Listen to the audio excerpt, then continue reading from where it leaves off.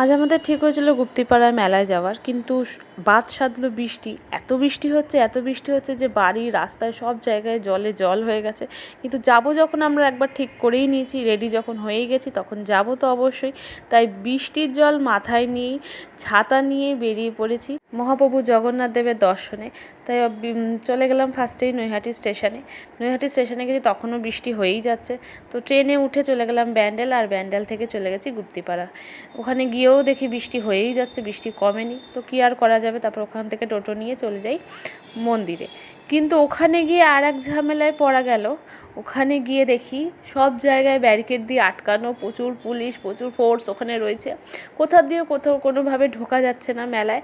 কেন, কী অবস্থা, কারণ পরে জানতে পারি সেখানে আমাদের পশ্চিমবঙ্গের মুখ্যমন্ত্রী আসবেন, তাই পুরো সবই বন্ধ। তো কিছু করার নেই, মহাপ্রভুর দর্শন হয়তো আমাদের কপালে নেই। তাই মেলা ঘুরেই চলে গেছিলাম মেন মন্দিরে।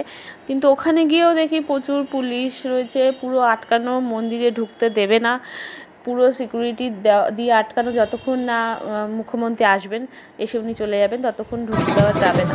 তো কী আর করবো, তাই দাঁড়িয়ে পড়লাম ওখানেই।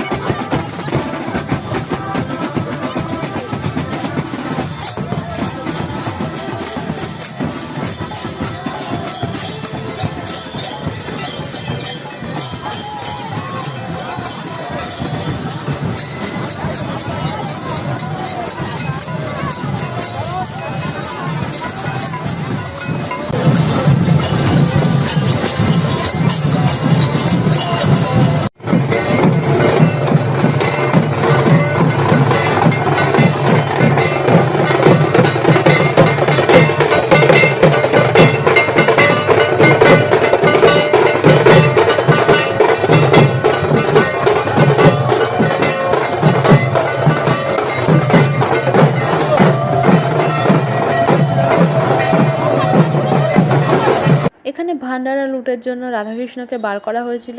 তারপর আমরা এইটুখানি দেখে চলে গেছিলাম মন্দিরের সামনে, যদি একটু মন্দিরে ঢুকতে দেয়, কিন্তু না, কিছুতেই মন্দিরে ঢুকতে দিল না। তো আর কী করা যাবে, ওই যে প্রথমেই বললাম মহাপ্রভুর দর্শন আমাদের কপালে নেই। তাই মেলা ঘুরেই বাড়ি চলে এলাম। তো ভিডিওটা এখানেই শেষ করলাম, টাটা।